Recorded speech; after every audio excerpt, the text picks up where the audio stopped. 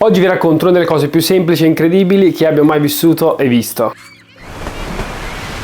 È qualche settimana che sto portando i miei laboratori, nello specifico due, uno sui puffi, come parlano i puffi, e l'altro sul doppiaggio, negli asili qui a Bolzano. La prima parte sui puffi è stata molto bella perché ho dovuto semplificare già un video semplificato che avevo fatto, ma ve ne ho già parlato brevemente in questo video, e ora sto concludendo tutto questo percorso con un laboratorio che si chiama Doppiaggio alla seconda. Nello specifico introduco i ragazzi al mondo del doppiaggio, gli faccio vedere delle immagini del doppiatore di Pingu, poi gli spiego come funziona la traduzione, gli faccio gli esempi di attori che sì, magari in realtà parlano in americano, ma poi il film a noi ci arriva in italiano, e quindi com'è possibile tutto questo? Ma dopo tutto questo do a loro la possibilità di ridoppiare una scena a loro scelta. Con alcuni ragazzi abbiamo ridoppiato Sonic, Luigi, ora fai subito un panno. con alcune ragazze le Winx, Era per divertirsi. Io torno a letto, un sonno. ma poi, idea geniale, ci viene in mente di ridoppiare Goku che diventa Super Saiyan. Ma proprio mentre stavo facendo questa cosa con uno dei ragazzini è successo qualcosa che ha letteralmente non solo rimescolato tutto quello che pensavo, ma allo stesso tempo confermato alcune mie credenze che però anche dentro di me continuavano a vivere come un dubbio. Una cosa che cerco di fare molto spesso è non prendere troppo in considerazione l'età della persona con cui andrò a lavorare, a parlare, perché sì, ovviamente ci sono delle distinzioni, per esempio i ragazzi dell'asilo non sanno leggere, e nel caso di persone più grandi posso anche permettermi di parlare in altre lingue o fare cose un po' più complesse, ma di base la creatività, la curiosità, la voglia di fare, di scoprire, di mettersi in gioco caratterizza tutti, tanto quanto poi anche le emozioni, la rabbia, la vergogna. E proprio mentre stavo per ridoppiare questa scena mi sono ritrovato davanti a un bambino che, dopo aver ricevuto alcune delle mie indicazioni, ha teorizzato e messo in pratica da solo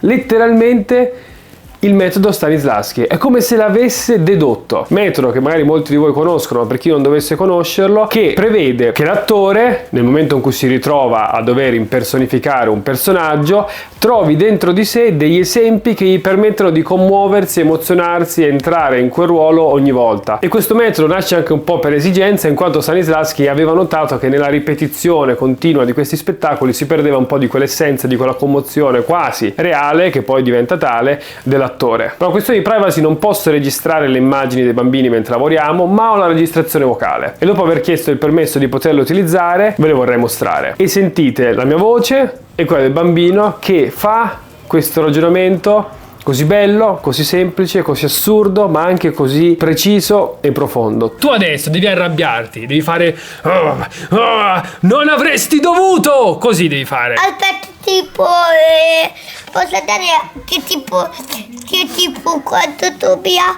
mi ruba qualcosa che Sì, tu bravo, con la tua mente. che tipo io dico, Toby, questo non me lo devi prendere. Bravissimo, E tu lui ti me lo arrabbi. prende, io gli ho detto, non avresti dovuto. Mamma mia, bravissimo, identico, rifai tutto quello che hai fatto, ripensa a Toby che ti prende la cosa e poi fai non avresti dovuto. Vai, quando vuoi. Tutto come prima. Non avresti dovuto. Bravissimo. Adesso Perfetto. io. E adesso tocca a te.